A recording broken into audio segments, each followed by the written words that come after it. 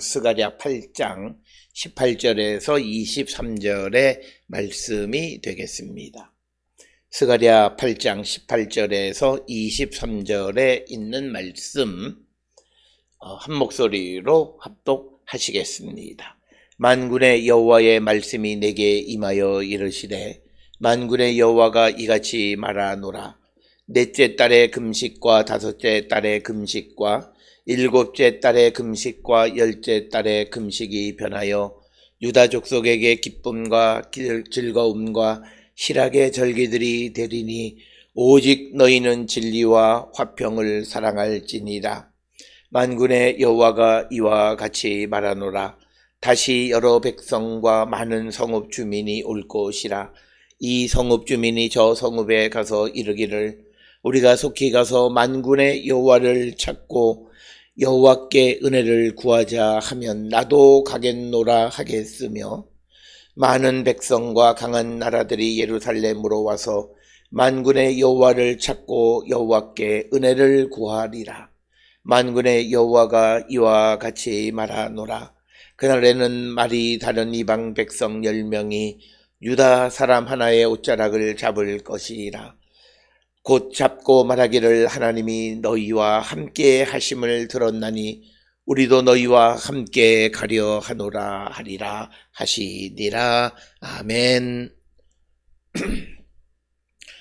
오늘 우리가 함께 읽은 스가랴 8장 18절로부터 23절에 있는 말씀은 이제 하나님이 그들에게 주신 사명을 이루는 유다와 이스라엘 자손들에게 주시는 약속의 말씀의 마지막 부분이 오늘 주시는 8장 18절로 23절의 부분이 되겠고, 특별히 이 부분은 우리가 잘 아는 스가랴가 1장부터 14장까지 기록되어 있지만, 그러나 1장부터 8장과 9장부터 14장을 전혀 다른 성격의 책으로 나누는 가운데에 이제 앞부분 1장부터 8장까지 이야기의 마지막 클라이맥스에 해당하는 부분으로서 하나님의 약속, 회복의 약속 말씀을 주시는데, 그 회복을 누리는 자들은 하나님께서 주시는 사명을 이루고자 할 때 하나님은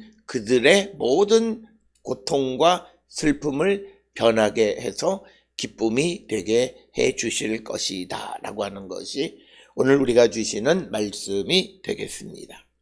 특별히 오늘 주시는 본문의 말씀의 18절, 19절에 있는 말씀을 보면 만군의 여호와의 말씀이 내게 임하여 이르시되 19절에 만군의 여호와가 이같이 말하노라. 넷째 달 금식과 다섯째 달의 금식과 일곱째 달의 금식과 열째 달의 금식이 변하여 유다 족속에게 기쁨과 즐거움과 희락의 절기들이 되리니 오직 너희는 진리와 화평을 사랑할지니라. 따라서 오늘 주시는 19절을 우리가 포괄적으로 보게 되면 금식이 변하여서 기쁘고 즐겁고 희락의 절기들이 되게 할 것이다. 그러니 너희는 진리와 화평을 사랑하라. 따라서 이 말씀은 이 스가랴 8장에서도 반복적으로 우리에게 주신 말씀으로 우리가 하나님의 은혜를 입고 살아가는 자들이 어떤 삶을 살아야 되는가, 이웃에 대해서 우리가 진리를 말하는 자가 되고 서로 우리가 화평한 삶을, 평화를 이루는 삶을 살아가야 될 뿐만 아니라 서로 악을 도모하지 않는 그런 자들이 되어야 한다라고 하는 그 말씀을 요약적으로 우리에게 주시는 말씀이 되겠는데, 특별히 오늘 주시는 본문의 넷째 달, 다섯째 달, 일곱째 달, 열째 달에 그들이 하는 금식이 기쁨, 즐거움, 희락의 절기가 될 것이다. 그런데 우리가 잘 알다시피 금식을 하는 것은 어떤 고통, 어떤 죄를 회개하거나 사람이 죽거나 어떤 민족적으로 어떤 어려운 위기가 직면했을 때 그들이 금식을 하는데, 특별히 오늘 본문에는 넷째 달, 다섯째 달, 일곱째 달, 열째 달 금식이라고만 되어 있지만 각각의 그 달의 금식에는 특별한 역사적 사건, 비극적 역사적 사건이 있다. 그래서 오늘 주시는 이 19절의 말씀은 과거의 비극적 사건을 기쁨, 즐거움, 희락으로 바꾸실 것이다 라고 하는 겁니다. 그런데 그렇게 과거의 아픔이 슬픔이 비극적 역사적 사실이 기쁨이 되려면 그 백성이 지금은 진리와 화평 가운데 살아가는 자가 되어야 한다라고 하는 말씀으로, 이 말씀은 단지 유다족들에게만 주시는 것이 아니라 오늘을 살아가는 우리에게도 주시는 말씀입니다. 우리는 과거의 슬픔이 더 이상 기쁨으로 승화되지 못하는 것은 지금 우리가 살고 있는 자들이 오늘 주시는 말씀을 통해서 보면 진리와 화평 가운데 있는 자가 아니기 때문이다 라고 하는 거죠.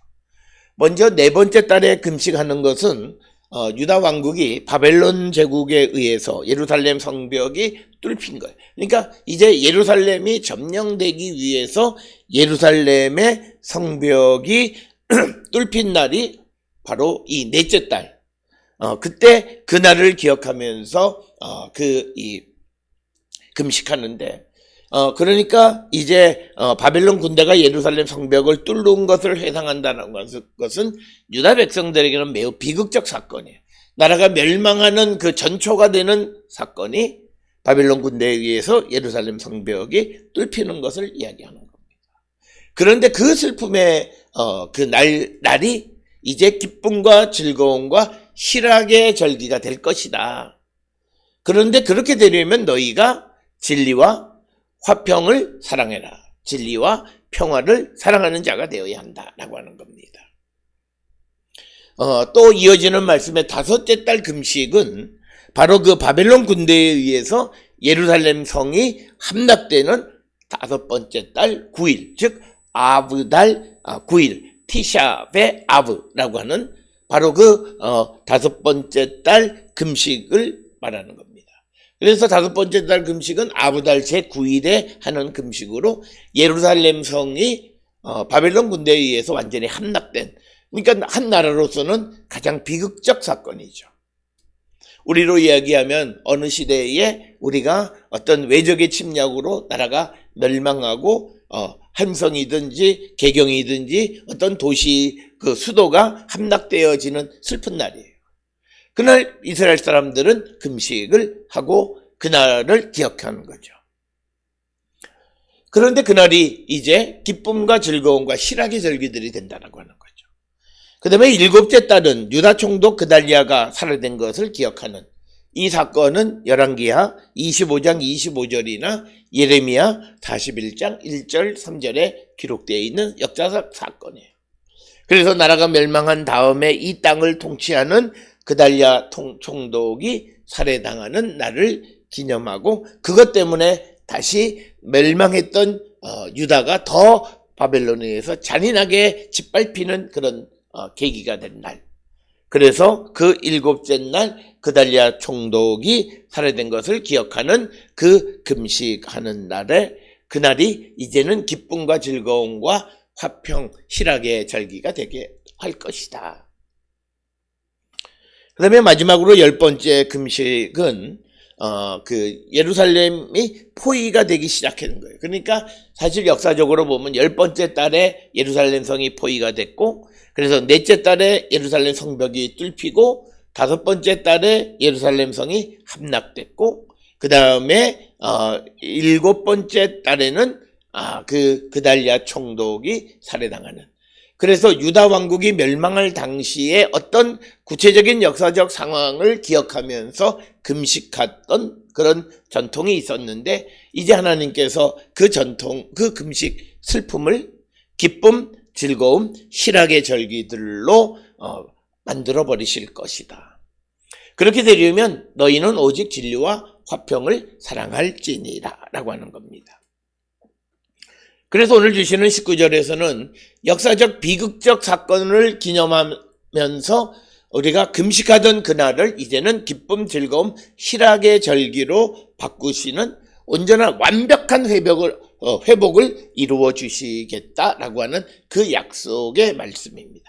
더 이상 금식할 것이 없는 날, 우리가 예수님의 이야기 속에서도 금식하는 것에 대해서 신랑과 같이 있을 때는 금식할 필요가 없다라고 하는 것처럼 이제는 이스라엘에 어떤 재앙이 없고 하나님이 함께 하신다라고 하는 것. 그래서 그들에게 어떤 비극도 일어나지 않게 하시겠다라고 하는 겁니다. 바로 이것이 하나님이 주시는 회복. 그래서 우리가 진정한 의미의 회복은 내 마음속에 있는 모든 아픔이 씻겨지고 그 아픔이 기쁨으로 승화되어야 한다라고 하는 거죠. 그런데 그렇게 승화되는데 가장 중요한 것은 내가 진리와 화평을 사랑하는 자가 되어야 한다. 특별히 화평이라고 하는 것은, 평화라고 하는 것은 상대와의 관계입니다.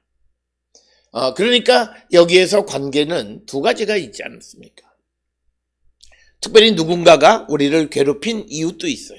오늘 주시는 본문에서 여기 넷째 달, 다섯째 달, 일곱째, 열째 이 모든 역사적 사건은 이스라엘을 괴롭힌 바벨론이라고 하는 구체적인 나라들이 있어요. 그런데 오늘 주시는 이 본문의 말씀 22절 이어지는 말씀들을 보게 되면 많은 백성과 강한 나라들이 예루살렘에 와서 만군의 여호와를 찾고 여호와께 은혜를 구하게 되는. 그러려면 이제 이스라엘이 다른 주변에 있는 모든 나라와 평화의 관계를 유지해야만 가능한 거예요. 그래서 아픔이, 고통이 기쁨과 즐거움과 희락으로 변화되려면 내가 정말 하나님의 말씀과 다른 사람과의 관계가 화평의, 평화의 관계가 되어야만 한다. 누구를 지속적으로 미워하는 것을 통해서는 결코 하나님의 온전한 회복을 우리가 기대할 수 없다라고 하는 것입니다. 오늘 우리가 살고 있는 이 시대에는 많은 역사적인 비극적 사건들이 많이 있습니다. 그것이 우리가 지나가면서 그 사건들이 정말 이제 기쁨과 즐거움과 희락의 절기로 변화되려면 우리가 정말 진실된 삶을 살아가고 그리고 평화를 이루는 삶을 살아가야 한다. 어떤 사건이 일어나면 그 앞에서 시위하고 데모하고 하는 사람들이 많이 있는데 과연 그들이 어떤 사건이 벌어진 이후로부터 지금까지 정말 진실되게 살았는가?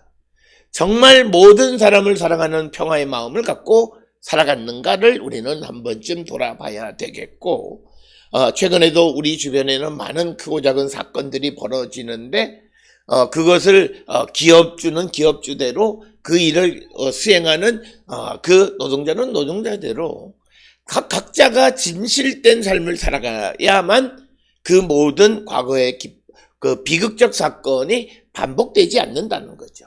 오늘 주시는 본문에서 금식이 바뀌어서 기쁨과 즐거움과 희락의 절기가 된다라고 하는 것은 과거의 비극이 다시 반복되지 않는다라고 하는 의미를 내포하고 있다라고 하는 거예요. 그러기 위해서는 내가 어떤 사건이 일어나면 가서 피켓 들고 시위하는 그런 사람이 아니라 그 사건이 일어난 이후 나부터 내가 진실되고 바른 삶을 살아가고 그러면서 사람을 사랑하는 화평의 평화의 마음을 갖고 살아가는 자들이 되어야 한다라고 하는 겁니다.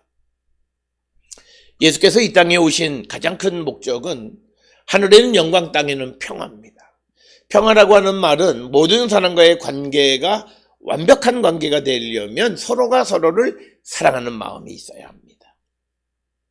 그렇기 때문에 예수님은 원수까지도 사랑하라고 말씀하시는 겁니다. 그럴 때 우리에게 아픔과 고통은 희락의 절기로 바뀌어질 수 있다라고 하는 것이에요. 그래서 우리가 하나님의 은혜를 입은 자로서 정말 진실된 삶을 살아갈 뿐만 아니라 모든 사람과의 관계가 바른 관계, 특히 사람을 사랑하는, 생명을 사랑하는 그런 마음을 갖고 우리가 살아가는 자들이 되어야 하지. 우리는 선별적으로 누구는 사랑하고 누구는 좋아하고 누구는 미워하고 누구에 대해서 악다구니 있는 말을 하면서 하나님의 은혜가 그렇게 되어지지는 않는다라고 하는 것입니다. 따라서 오늘 주시는 19절에 있는 말씀을 통해서 하나님은 이제 우리를 회복시켜 주실 때 우리가 하나님이 주시는 일을 감당하고자 할 때 하나님은 우리의 모든 것을 회복시켜 주셔서 과거의 아픔을 변하여 기쁨과 즐거움과 희락이 되게 하시는데, 그렇게 되기 위해서는 내가 지금 진실되고 사람을 사랑하고 관계가 좋은 관계를 유지하며 살아가는 자가 되어야 한다라고 하는 것이 오늘 주시는 본문의 말씀이 되고, 이것이야말로 하나님이 주시는 완벽한 회복의 약속이다라고 하는 겁니다. 이어지는 20절의 말씀에서 만군의 여호와가 이같이 말하노라. 다시 여러 백성과 많은 성읍 주민이 올 것이라. 이 성읍 주민이 저 성읍에 가서 이르기를 우리가 속히 가서 만군의 여호와를 찾고 여호와께 은혜를 구하자 하면 나도 가겠노라 하겠으며. 그래서 이제 많은 백성들이, 많은 열방이 예루살렘으로 오는데, 그래서 그들에게 하나님에게로 가고, 그래서 하나님께 은혜를 구하자고 말하면 모두가 그렇게 하겠다고 말한다는 거죠.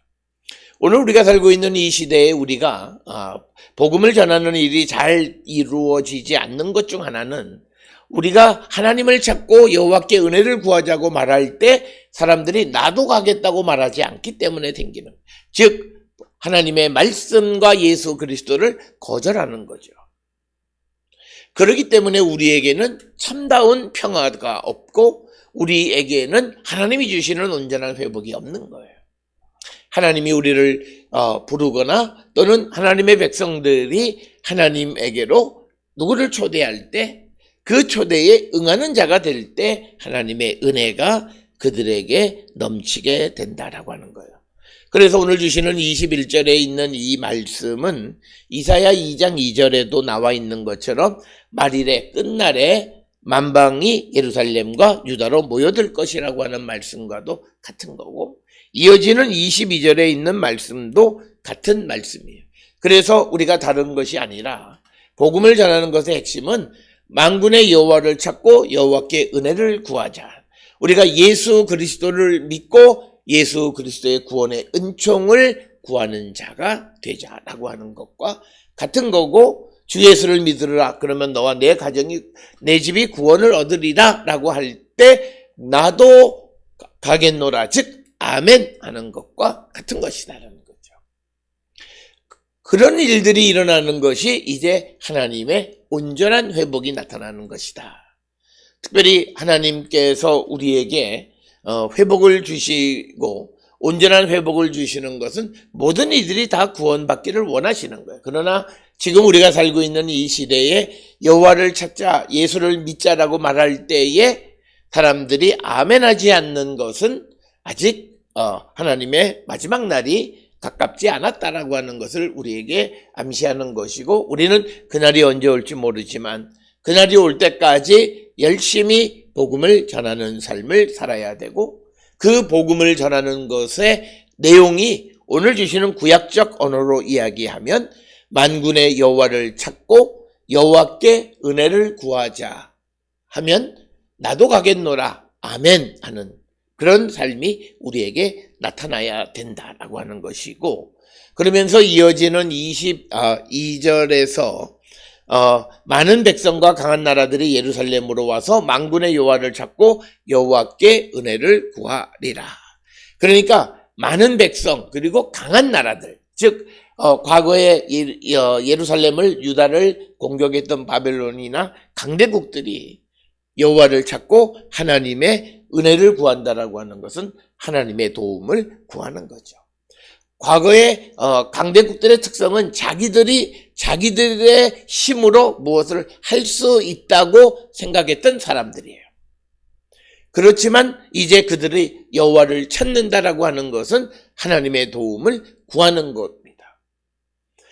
그래서 하나님은 누구든지 하나님을 찾고 하나님의 은혜를 구하면 은혜를 베풀어 주시는 분이다라고 하는 거죠. 그래서 이제 하나님이 우리에게 완전한 회복을 주실 때에 나타나는 모습은 모든 나라들이, 많은 백성들이, 그리고 특히 힘이 있다고 생각하는 사람들이 여호와를 찾고 여호와께 은혜를 구하게 된다라고 하는 겁니다. 그러면서 그런 현상을 조금 더 자세하게 설명하는 것이 오늘 주시는 23절에 나와 있는 말씀인데 23절에 만군의 여호와가 이같이 말하노라. 그날에 말이 다른 이방 백성 10명이 유다 사람 하나의 옷자락을 잡을 것이라. 곧 잡고 말하기를 하나님이 너희와 함께 하심을 들었나니 우리가 너희와 함께 가려 하노라 하리라 하시니라. 즉 뭐냐면 하나님이 함께 하시기 때문에 그 많은 백성들이 이방들이 유다 백성들의 손을 잡고 우리도 하나님에게로 가겠다라고 너희와 함께 가겠다고 말하는 겁니다. 따라서 오늘 주시는 본문의 말씀에서 특히 강조하고 있는 하나님의 회복은 하나님의 임재하심입니다. 나와 함께 하시는 주님. 따라서 우리는 일상을 살아가면서 나와 함께 하시는 주님을 날마다 발견하고 살아가는 자들이 되어야 돼요. 일상의 단순한 일을 우리가 수행하고 살아가지만 그러나 그것을 지루하게 생각하는 것이 아니라 그 일 속에서 하나님을 만나는 자가 되고 그래서 우리는 반복적인 삶을 살아가지만 그 안에 기쁨과 즐거움을 누리며 살아가는 자가 되어야 한다. 그래서 단조로운 일상이지만 이것이 하나님이 내게 주신 선물로 고백하고 살아갈 때 우리는 그 단순한 일 속에서도 기쁨을 누리고 또 거기에서 살아계시는 주님을 만날 수 있다라고 하는 거예요. 그래서 오늘 주시는 본문의 말씀에서 강대국가 많은 백성들이 예루살렘으로 오는 가장 큰 이유는 바로 예루살렘에 주님이 계시고 유다 백성들의 손을 잡고 같이 주께로 가자고 말하는 이유는 그들에게 하나님이 함께 하시기 때문에 오늘을 살아가는 우리들이 성령의 충만한 가운데 살아가야 되는 이유는 우리가 하나님이 우리와 함께 하심으로 우리가 하늘의 권능을 얻고 능력 있는 하나님의 백성이 되어질 때 세상에 힘있고 세상에 능력이 많다라고 생각되는 그 사람들이 나와 함께 하시는 주님에게로 가기를 바라면서 우리의 손을 붙잡게 되어진다라고 하는 것입니다. 따라서 오늘 우리가 이 땅을 살아가면서 우리가 성령의 능력 안에 살아가는 성도의 모습은 다른 것이 아니라 우리가 하나님의 말씀을 온전히 이루고 살아가는 거예요. 우리는 로마서 8장 4절에 있는 말씀을 꼭 기억하셔야 돼요. 영이 율법의 요구를 이루게 해주시는 거예요. 즉 성령이 우리 안에 내주에 계심으로 우리가 육신으로서는 할 수 없었던 하나님의 말씀대로 살아가는 삶을 살아가게끔 도와주시는 거예요. 그래서 우리가 성령의 능력 안에 있는 사람들은 하나님의 말씀에 충실한 삶을 살아가는 자들이에요. 선을 밟지 않고 해서는 안 되는 일을 하지 않고 우리가 오직 하나님만을 바라보고 하늘의 능력 안에 살아가는 자들이 되는 거예요. 그럴 때 세상은요, 우리의 손을 잡고 나도 주께로 가자, 너와 함께 하시는 그 주님에게로 같이 가자고 우리와 동행하는 자가 되어줄 수 있다라고 하는 거예요. 따라서 오늘 주시는 이 스가랴 8장 18절로 23절은 스가랴 1장부터 8장까지의 전체의 결론이기도 하지만 오늘 이 땅을 살아가는 성도들이 어떻게 복음을 전하는 삶을 살아갈 수 있을까라고 하는 그 질문에 대한 대답이 우리와 함께 하시는 주님의 모습을 사람들에게 드러내 보여줄 수 있어야 되는데 그것은 내가 하나님의 말씀 가운데 거하고 오늘도 하나님의 말씀대로 살아가는 성도가 되어질 때 성령의 도우심으로 우리가 해서는 안 되는 것은 하지 아니하고 오직 하나님의 공의와 정의 가운데 세상을 살아갈 때 그때 세상에 힘있고 세상에 능력 있는 자들이 우리의 옷자락을 붙잡고 같이 주께로 가자고 우리에게로 온다라고 하는 것입니다. 바로 이것이 오늘 우리에게 주시는 복음을 전하는 방식입니다. 내 작은 이익을 위해서 눈앞의 이익을 위해서 하나님을 속이고 성도로서 넘어서는 안 되는 선을 넘어가고 그리고 하나님의 공의와 정의는 내팽개에 치고 자기의 이익만 추구하는 삶을 살아가는 그런 성도의 모습이 아니라 성령의 능력 안에서 하나님의 말씀대로 살아가고자 할 때 하나님은 우리를 지켜주실 뿐만 아니라 그것을 지켜보는 많은 사람들이 우리의 옷자락을 잡고 함께 하나님께로 가자고 우리에게로 온다라고 하는 것. 이것을 꼭 기억을 하셔서 오늘도 우리가 세상을 살아가면서 하나님의 말씀 안에서 우리가 반듯한 삶을 살아가는 그런 거룩한 하나님의 백성들 되어서 마지막 때에 많은 이들을 주께로 인도하는 사명을 감당하는 그리스도 십자가 증인의 삶을 살아가는 우리 모든 성도들이 다 될 수 있기를 주의 이름으로 축원합니다.